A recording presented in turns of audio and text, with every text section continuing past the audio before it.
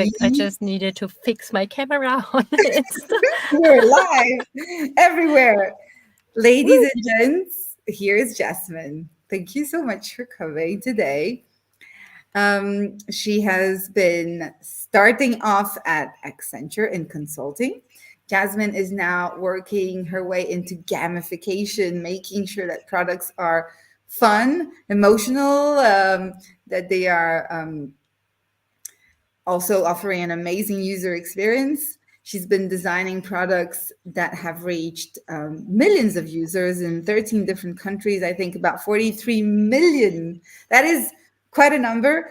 So she helps gamify experiences, products, apps, you name it, and all of that to deliver very measurable results. Thank you for being with us, Jasmin. You have the floor.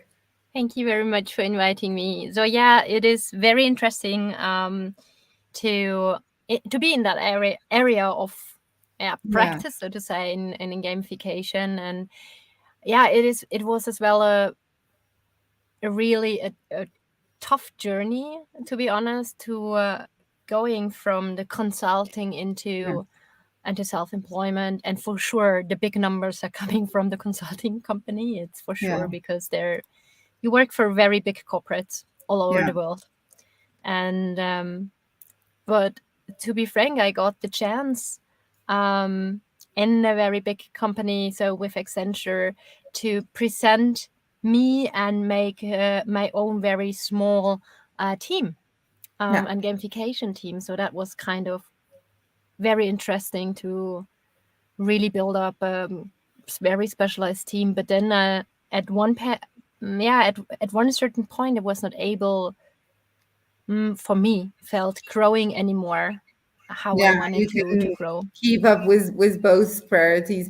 Well, so you spent your I think 5-6 years in consulting before you went and decided to be in gamification way before it was sexy, way before it was trendy. What got you to that area? How did you land there?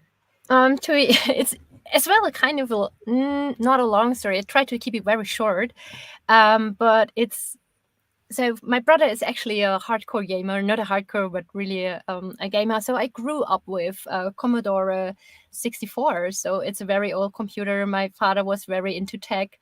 And so I observed my brother gaming, so I gamed myself as well.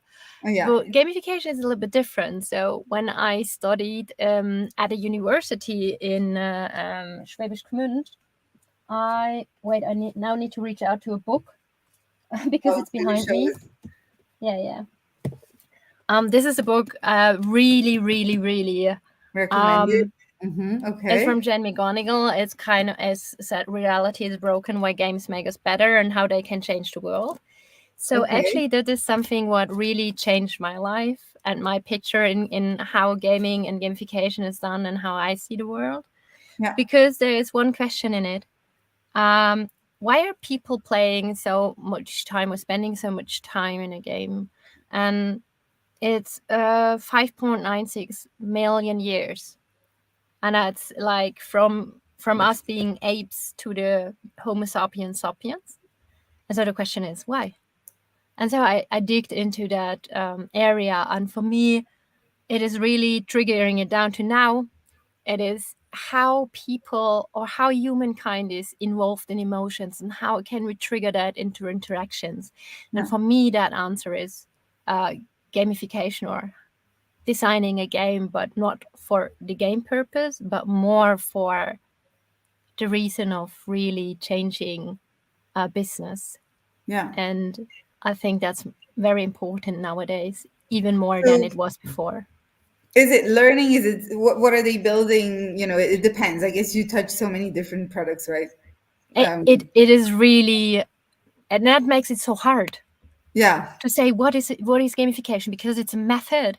It is it's not something like, okay, that's learning, or that is a product, or it's a analog workshop. You can really put it everywhere. It's a way how to design things and how to engage people into something. It can be technology, it can be an app, it can be like Rantastic or Duolingo, or any other, like the Yeah. Fitbit, like, or on the Apple. So walking this 10,000 steps a day, and Yeah. so on and so forth. So it really can be everything. And I saw a lot of things, from escape rooms to really serious games, to workshops, to personal branding, what we are doing now, to new work. Yeah. This is really interesting. My son is so addicted to his Duolingo app. So I gave him a phone, and he is like super excited about learning French, Yeah. to a point where I'm like, well, I guess it's fine. It's not gaming because you're learning, but you're But gaming gaming, to some but extent. gaming is as well learning, and a lot of people underestimate that. Yeah. Really, in real gaming, you can learn quite a lot of things. Yeah. Subliminal, but it's huge. Yeah. So you make people learn without feeling that level of pressure. Yeah, and then that is very Oh God. interesting when you look into the games, like real games, like GTA 6 now coming out, or Yeah. into role play games or what so on. So like World of Warcraft, like she's writing about a lot. It's mind blowing. It's mind blowing. It's so intense, and if you then looking it really up, how it neuroscience, or how the brain is working, and what are emotions, and how and what is triggered, it's so mind-blowing. So, And okay, so yeah. how do you build connections and digital trust? Because I guess there's a level of trust that needs to be embedded in this experience, right? Mm. Yeah, so it is actually, it's all about the human being and how you can make that human being getting involved. And it's not that easy, because we as human beings are totally different. You can tell you're different from me, and Yeah. people around the world are completely different, and cultures are different. So, but there is one thing, what builds trust, and that is really like trusted information, so you can follow the process, and you Yeah. get the information at the right moment. So if you do something, so building trust in digital is, just for instance, if you're clicking the right, you need to go on the right. So if you giving something as a human machine interface, the machine needs to understand that what you're doing is your intent, and it needs to follow this. So building that on trust, but as well being like a friend. And that is what we see with AI, that now ChatGPT, with the new app, the app is much better than, for instance, The the web, previous version. Yeah. and the web integration, because you can really talk like a friend to the artificial intelligence, to ChatGPT, and it really answers in a very humble way, so making it human. And that is what games kind of making as well. It gives you the trust in roles, in the system, and it rewards you, Hmm. and it rewards you in your personal way, in your personal level. And that is what a good friend would do as well.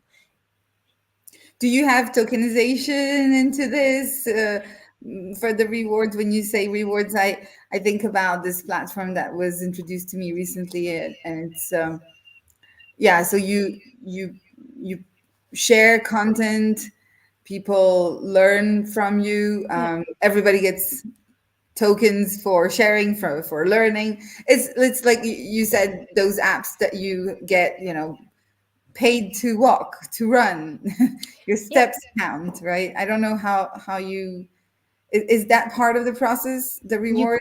yeah, for sure. So some people would say no, but I would say yes.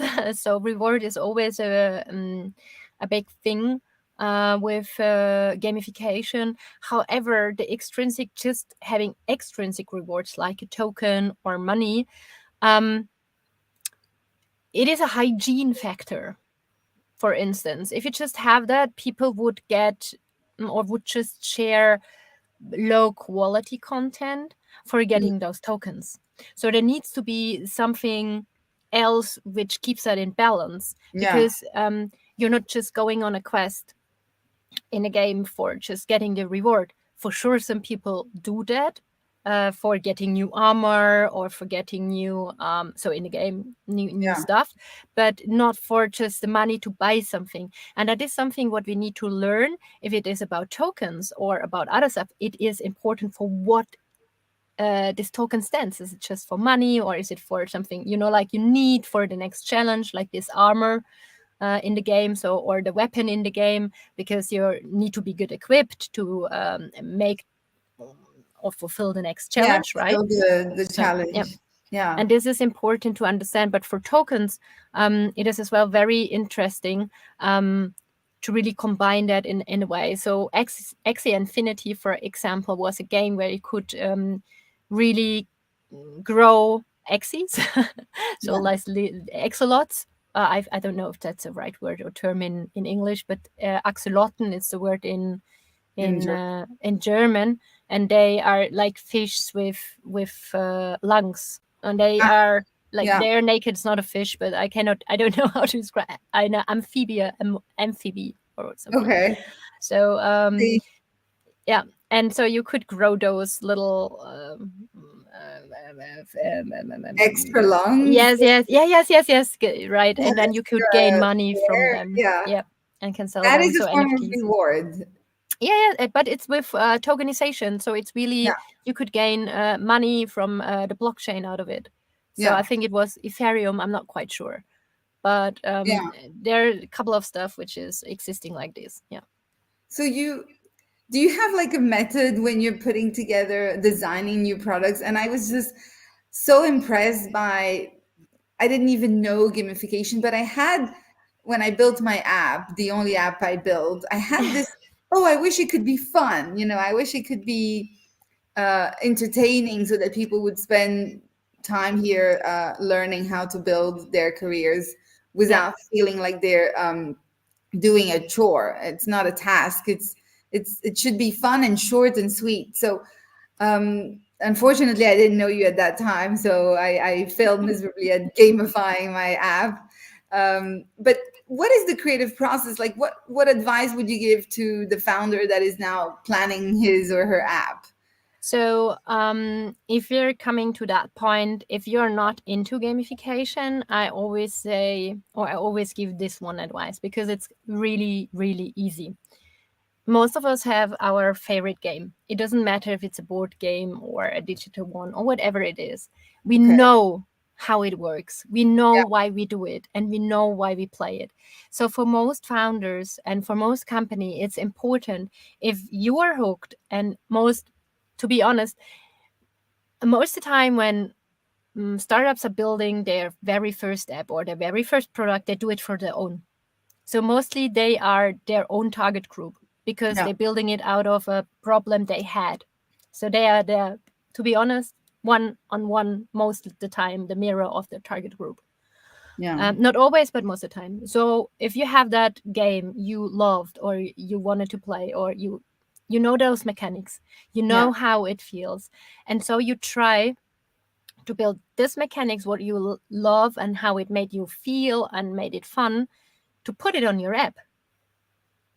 And that's it. So And you that's make that integration possible, right? yeah. Okay, but what are the tools? Are we talking about Web3? Are we talking about No, AI? it doesn't matter whatever tool you Okay. wanted to use. So it doesn't really matter. So that is what I said. Magic is really that easy. Because that is the advice. It is really doesn't matter if you wanted to make it analog. It doesn't matter if you wanted to use an app. It doesn't matter if you wanted to use artificial intelligence or whatever, because those are the underlying mechanics that Yeah. you don't need to touch it. So when you have, for example, do you have a beloved game? Yeah, I mean chess, but that's Chess. boring. No, I know no, no, no, no. most It's not people. boring. What makes it fun for you? I think I don't know. I just learned early to play, and I play with my son. So I think there's also the strategy that you have to plan ahead, and I'm a bit of a planner. I think, No, yeah, that's fine. Yeah, plan. And you mentioned you played with your son, so there's yeah, kind of ambient social. Is yeah. it about playing with or against each other? Also, because we challenge each other. Yeah, So he then loves it's to play other things, but that's kind of the only thing I will engage in. Yeah, So now it gives me the app you built. So that was about that people are learning right for the right path and see it as a core. So you had chess, so you would probably put it into a strategic way. Because you have different kind of play Yeah. figures, Yeah. and you would maybe probably each figure would stand for a certain move they can do. Maybe you could come up with the course, because you mentioned the course, it should feel Yeah. easy. Maybe the course could be leveled with those figures. Maybe there's the queen, or there is, the king, and so on, and the horse. So they have different moves, they have different stuff. And for this, you need to maybe collect them, move them in a different way, and can make challenges with those areas, because the diamond gambit is an opening. So you could This is really work with this. interesting. And because you know how to play chess and why you play it, you could gamify it with an instant per second. And that's why I give this very easy advice. Yeah. Because if you know how to play a game and why it is so important for Entertaining. you, and you know the mechanics, Yeah. you know Yeah, how I to love design it. the because everybody can do a different career move, and then you have like eight different not eight, wait, hold on. How many moves we have? How many figures? One, two, three, four, five, six, right? So you could like, yeah, and actually I had six different journeys in the app. Perfect. See, and then you could combine that, and then you would have, and you don't even need it to call them like with the chess. You could have them named differently, Yeah. but you already would have the moves. You already would have a story behind it, because the queen is very important, for instance, as well, not just the king, but the queen. So it's very interesting to put that into a creative way. And Yeah. then maybe as well the reward, because you win at the end something maybe you wanted to be playing against, and so on and so forth. So there's something you want to make challenging. So that's how I suggest people to, if To they wanted to do it combine on what they their own. like Yes, that's the advice I with give. their products, what If they like to I play. Yeah. Yes, if I design it, I for sure do it differently. But that's another topic. So we putting a framework on it. We look into the core, really the core of the business and the brand. Yeah. So we work with values, we work with principles. So first, we really, really, really dig down on the core value of the brand, and then on that, we're building up the target group. Yeah. So we see, okay, what is the target group? Is it already existing, or is it a new target group, or a Yeah. desired target group? And we look it up, what kind of potential it has. We look into those areas as well, how it is with their motifs or Yeah. motivations, and then we combine that and bring it together. And then we look what kind of gamification designs would work for them, to be really sure that it not just It's working for adapted. 20%, but for 80%. And we keep a lot of things very open, so that the user have as much possibilities to make their choices, and not just gamify it in one way, because most You people have, forget. Yeah. can you gamify everything? No, Apps? you can, but you shouldn't. Okay. Okay. Yes, every app, but know your customer. You should not gamify, because a know your customer process is very important, because there is about data and Yeah. data quality. If you really put that now into a countdown, the data quality would go down, because you're in a rush. You need to, and then it's not sufficient. Yeah. You need to find the right really. You could build an avatar. So know your customer could build up on building an avatar with different kind of stages and so on and so forth, but Yeah. not with a countdown. That doesn't work. Yeah. Or I would not suggest to gamify, for instance, grocery too much, because it's Groceries. about Okay. it's Like about online, getting so e-commerce. E-commerce, it is what it e-commerce. is. It's different, but if you Okay. want to do a grocery retail, like a really grocery e-commerce, you wanted to finish it. You don't want it to spend time in Yeah. really, like, or exploring or whatever. You want this. You wanted to get it fast. Yeah. If not, you can go into the store and observe new things. um So I would not go too much into gamification in those areas. Retail, yes, but hardcore grocery shopping, No. yeah, I would use different methods than gamification, to be honest. Yeah, understood. Okay. So do you have any examples that you can share with us that we can grasp with you in a more tangible way? Maybe walk us through the process, the method, and Yeah. what happened, the kind of public you reached with that, the number of users.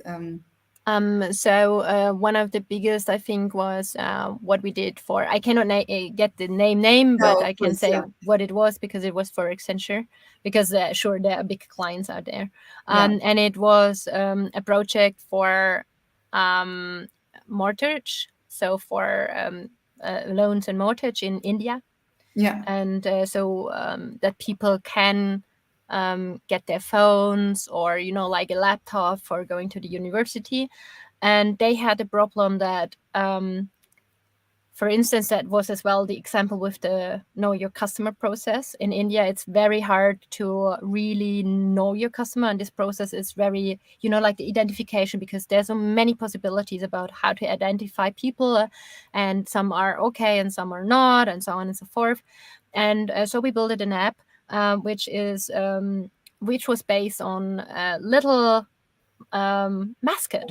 So the mascot was helping you, that you really made your avatar, your profile, that you repay the loan in time. So you saw really visualized. Okay, you are here. It was red and it goes back. Like, so really visualized it and made quests out of. When you need to get your payback, or you get in coupons, and so on and so forth. So Yeah. that was really big, and it was rolled out over India, over complete India. And that was one of the biggest. I don't know how many people India has, or how many people it reached, but it was a lot. And so that is something what was very intensifying, because here it was a lot about reward system, and not a lot about how we would do it in Europe, because in Europe reward systems working kind of okay, but in India it's a lot about getting things back. It's a lot about getting rewarded. It's a lot about making your opportunity. And in Europe it's a little bit more, am I seen, am I worthy, how is my social status, and so on and so forth. So that is something which is which was very interesting, and to really look that it's not just about here's your coupon, like we have it with payback, sorry, not Yeah. PayPal, with payback. So here's your coupon, just give me your loyalty, and so on and so forth. That was the first thing they wanted to do. But fortunately we were able to give them a little bit more of this game felt like. So we put it as well, levels and so on and so forth, and different quests into the system. Yeah. So yes, you have to take into account the cultural differences. Yep. Uh, how do you play between virtual and face to face? How do you factor this into your design? So in face to face you cannot give direct. Usually it's very hard to give direct feedback. If you have achieved something, it's maybe not now, it's maybe later, right? Because it takes some time. Yeah. In apps you can give direct feedback. If you did something good or something wrong, it's direct feedback. I mean, you could not slap somebody in the face if he does something wrong, right? But in the app you probably would get something more funny. Oh, you did it wrong. It works Yeah. in a different way, right? Yeah. So the choosiness is completely different. We call it choosiness. It's completely different in an app, because it could use like the when the app is, or the phone is shaking or whatever. Yeah. So there's a tactile feedback you can have.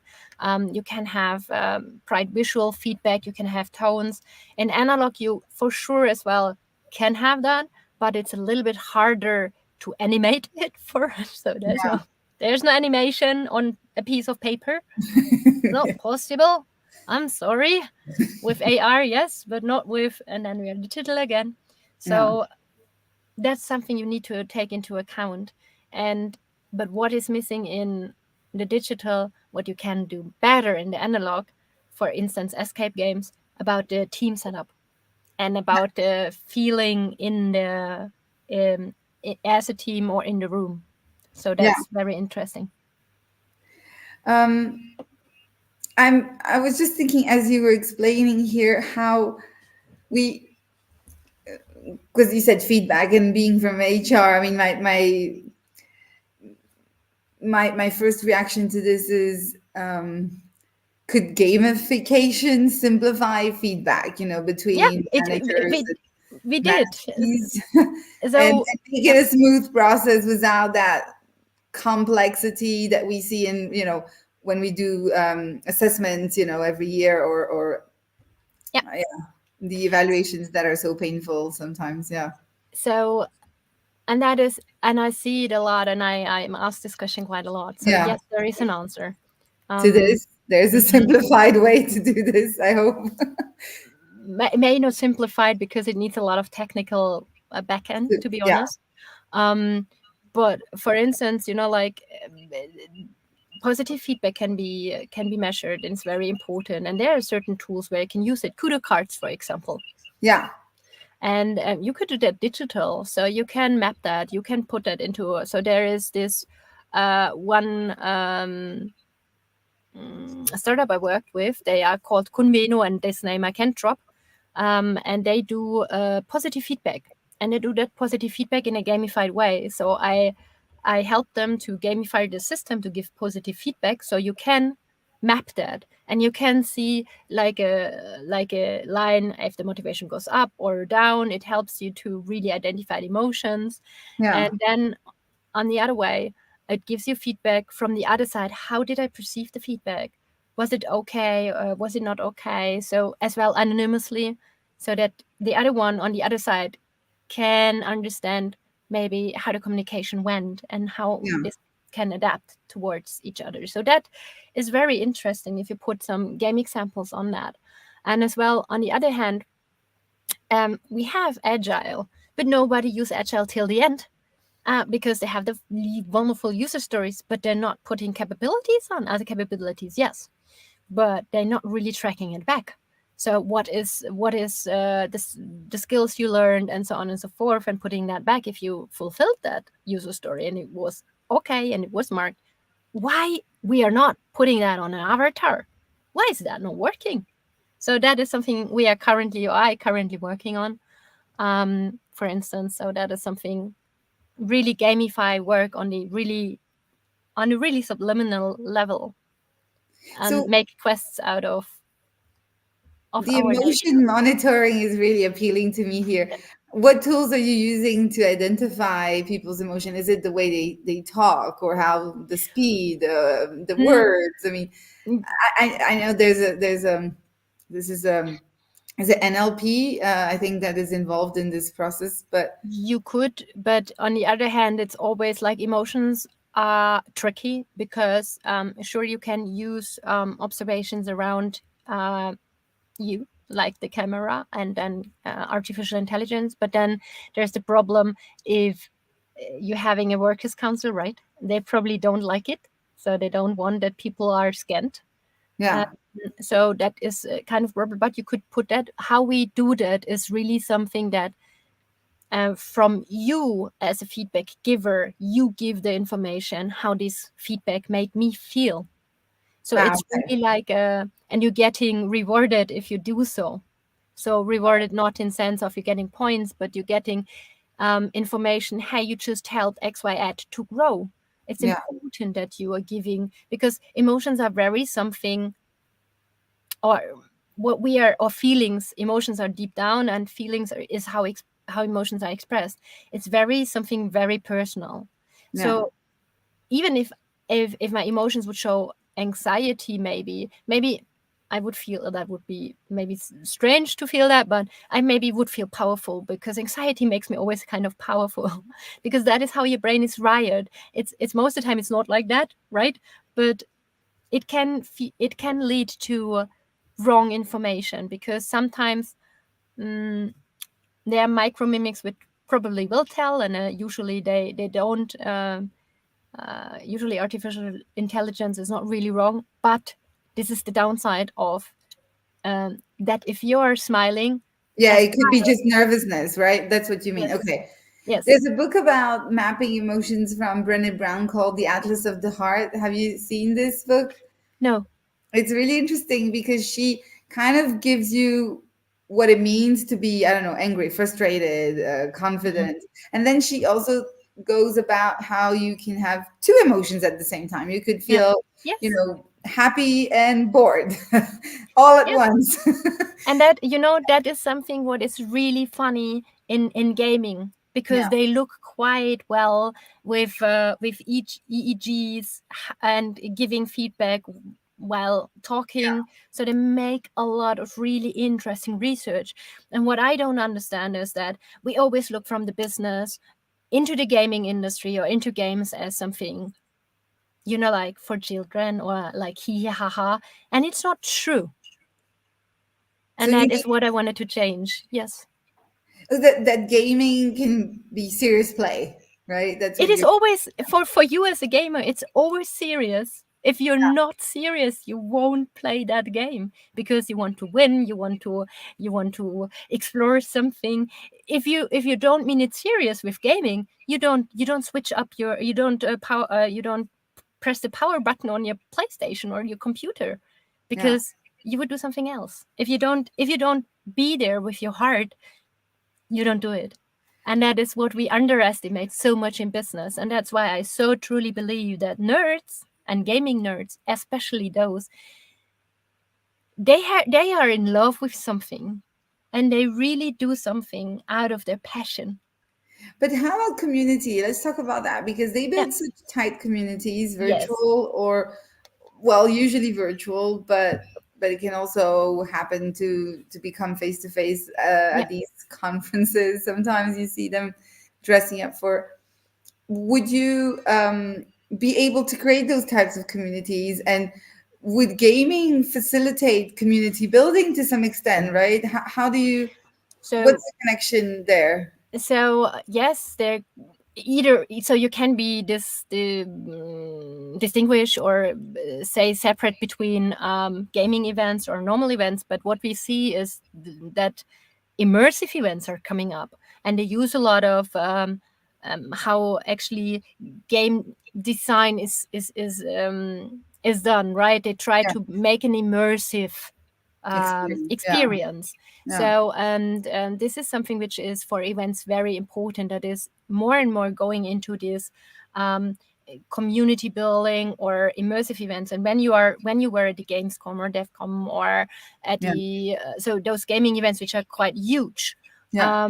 or here in Switzerland, the Hero Fest or the play and the Fantasy Basel, it's a different kind of vibe. Those people are already building into a community. They're already having and sharing their passion. And in businesses, it's not about, there's a lot about drinking and making fun and whatever, but it's not like this community, like it's like, okay, you want something, I want something. That's Yeah, business. networking.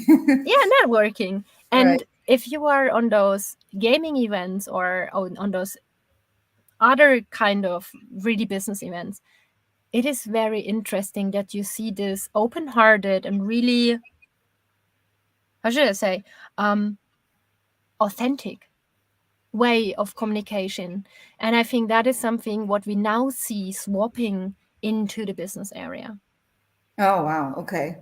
So, and we feel that. I mean, we are not wearing any more suits or things. We show up as people. We show up Wow. as community. We show up as who we are, and we want authentic, real, authentic connections. Real, authentic virtual connections, Yes. right? Yeah.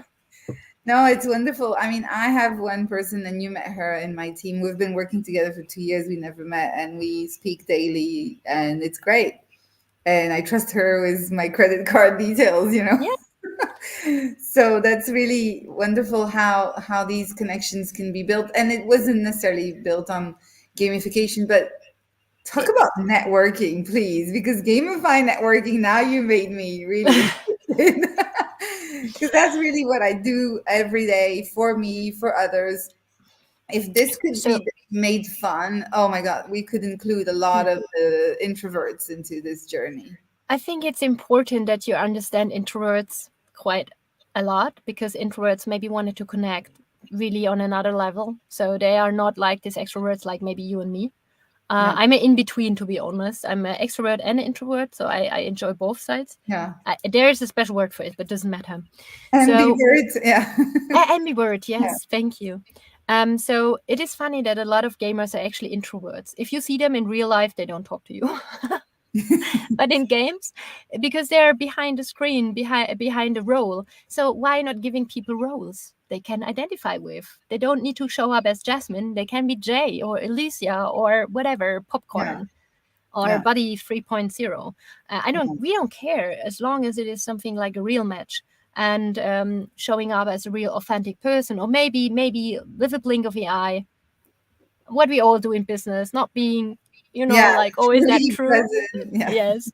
So if we put roles instead of just our names and give them some specialties and what we really do and what we are searching for, I think that could be very meaningful for Yeah. us and each other. And I think that if you're talking about networking, it is very important that we give each other feedback. So for me, Rebecca, for instance, I would say if now we are now networked, we now have that relationship. So for me, what I learned and what I enjoyed from you, so that is something I can write on a card, for networking, to give each other back. So now I would do it for you. So you're a very powerful person. You just so energetic and so positive. You reach out really nice to people. You make it very easy to talk to you. I learned, when we talk upfront, a lot about, like the new technologies, how you are involved into it. I learned quite a lot about colors, to be frank, like green and red, and how you are approaching business, and you were so um, nice and open to me and honest to me. So I would give you a +1 on a, not +1, plus, if you're going on a scala Yeah. from If you took zero, so to 1 to 10, I would give okay. you Sorry. I would give you a +9 for honesty, +9 for cheering me up and make my day, +8 technology for sure, +10 HR and networking. And so that is something you could put on a card and give something, like back, and grow with that. Yeah. So that is how you could gamify networking. And if you wanted to quantify it, you say, I wanted to give, not how many people, how many cool people you met, maybe Yeah. a day or a week, and what you can give back to those people. So that Yeah. is something how you could, and put that into roles. So that is how you could gamify networking in a different way, not just make matchmaking and you have that interest and that interest. Yeah. Maybe it's different matchmaking on another hand. Maybe it's the game what we just talked about, chess, right? Maybe Yeah. that's more important than what we do in business, because that is a real connection. You will always remember the chess thing, Yeah. I Because you're think. truly passionate about it. So mapping people's passion, gamifying based on that to simplify or to excite them about the use of products. And then the platform, whether it's AI powered or Web3, doesn't Doesn't matter as matter. much. No. That's really interesting. I thank you for making it more tangible, because it just wasn't a concept that I was too familiar with, and I'm sure the audience may have questions and they can share with us their questions as we move forward. But um, yeah, do you see any limitations to this form of to this process, right?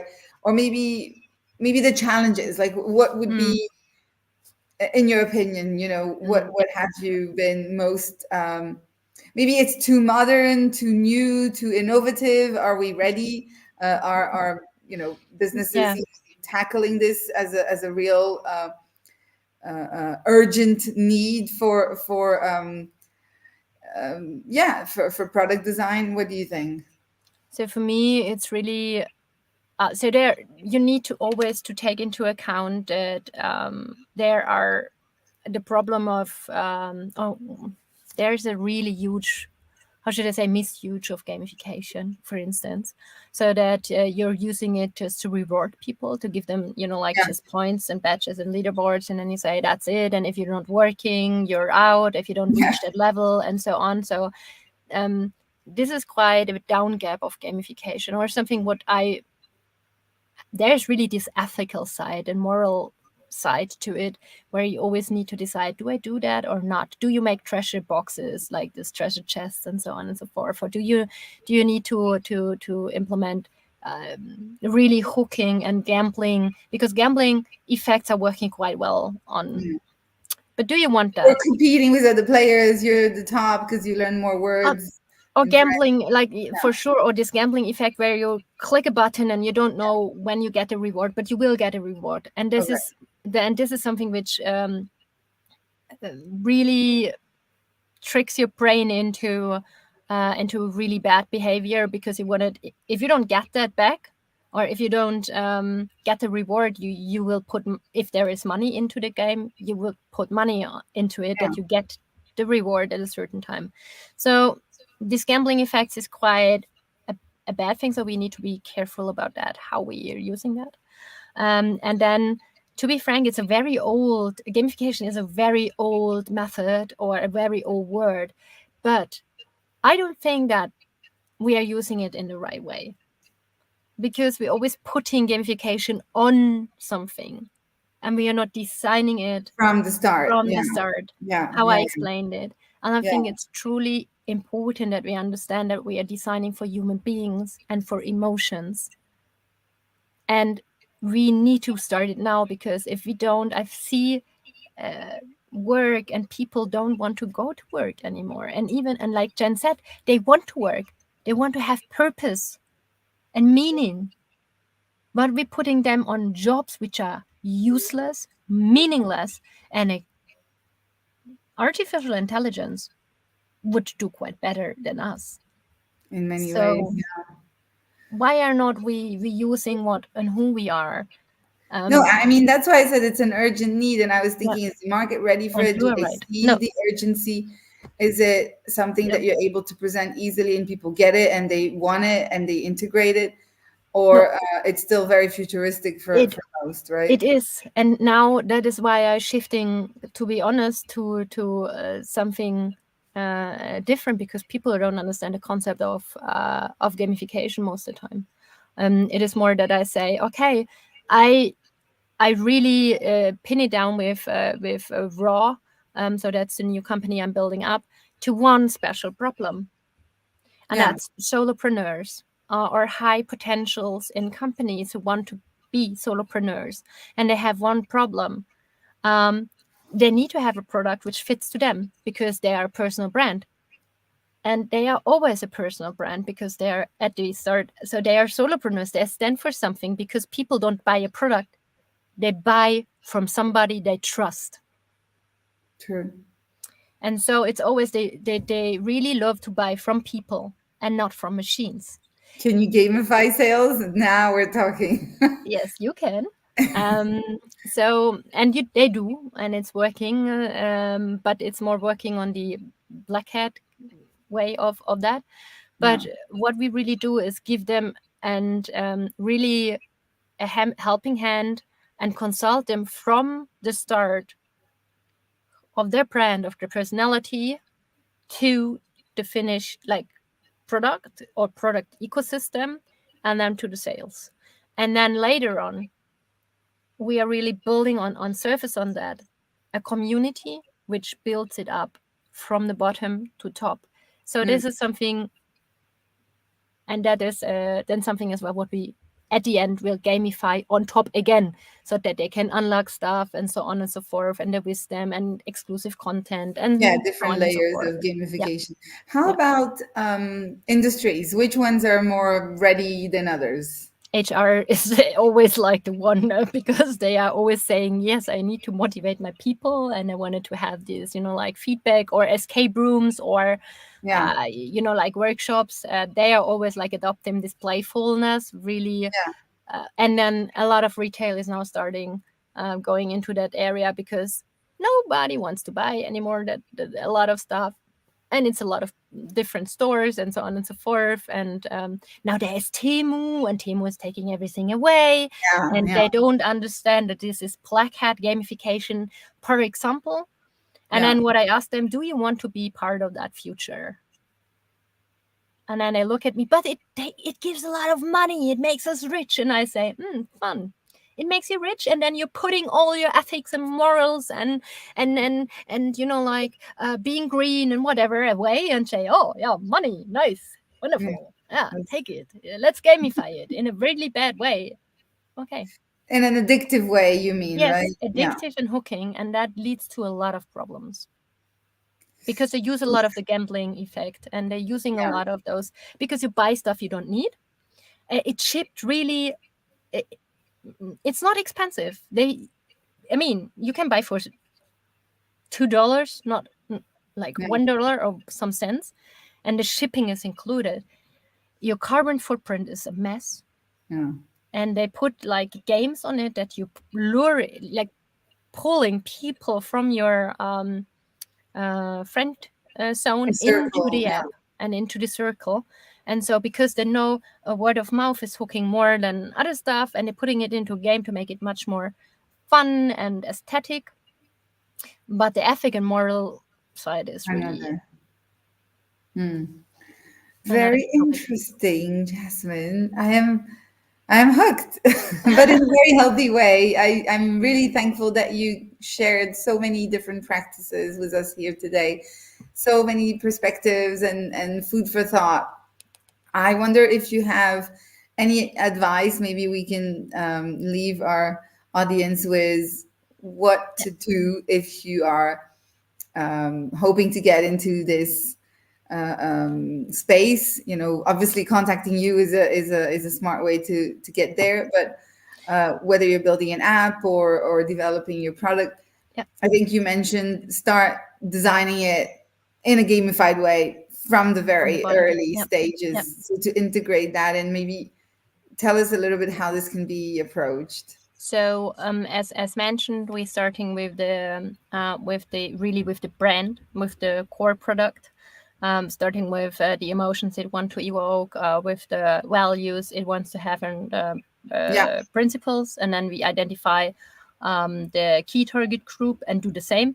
And then if we identify the motivations and the stuff, and putting both together, like on the product they wanted to sell or service, then we know, okay, if that is what they wanted to, like the end user is hooked with, and these are the topics and so on and so forth, we usually use the Octalysis, or I love to work with the Octalysis framework, because they use it's a gamification framework. It's based on emotions as well. And so I can look it up. Okay, what is the kind of emotion I just used, and the motivation, and so on and so forth? Does it fit to my brand? Then I can look it up, because they have the mechanics on. So it's a octagon, and it has like the mechanics on around it. And so you can just look it up and can look how it is working. But a lot is really to experiment with it, and as well to ask the user to test it. And you need to change on the way, because what worked one day doesn't maybe work the other day. Okay, and lots of iteration and checking in with the users and iterating again. Wow, this was so wonderful, Jasmin. Thank you so much. This was absolutely incredible, and I can't wait to maybe we can organize a new one where we dive deeper into this frame. If we can share that with the followers who are with us today. Thank you for being with us, and feel free to reach out to the expert in gamification here, Jasmin. Thank you. But Rebecca, a question for you. You are expert. We know about HR and tech and everything. What would be your advice if it come to gamification and stuff? Because I know that you're such a wonderful person, and maybe some people are watching now from who knows me, and I hope that you can give them a little bit more on your background as well, because my background as well your stage. Listen, I think it comes from failures, right? Because I failed to gamify my app, and I learned that some things are not necessarily scalable. They're gamifiable but I think you kind of have to choose whether you scale or you gamify, because I don't know if you can do both, and maybe I'm wrong to think this way. But that's a challenge that I personally want to figure out. And I mean, I think people still in my industry, I think they still crave that physical connection, but the physical is organized digitally, if you know what I mean. Yeah. So Yeah. I kind of nurture them virtually, and then eventually we do get to meet face to face, where all of that energy, comes together, and it's a beautiful encounter with like-minded people, and you know exactly what you're going to do, and then things can happen naturally, but Yeah. they are planned. Yeah. They're not organically happening. So yeah, some of it is pushed really intentionally, just like change. I think it doesn't just happen, No. right? Yeah. But growth, I think, can just happen. That's true. That's I don't know. I'm still playing with this, and figuring out what's the best course of action. So that's my advice. Well, Nice. that's my observation. Yeah. Thank you for sharing that with us. Thank you so much for being with us today. Thank Thank you. you. Your presence really made a difference, and I hope you continue to stay close to the community here, and For I sure. look forward to hearing and welcoming you soon again with us. Thank you. Thank you so much. Thank you. Cheers, everyone. Bye. Cheers. Bye.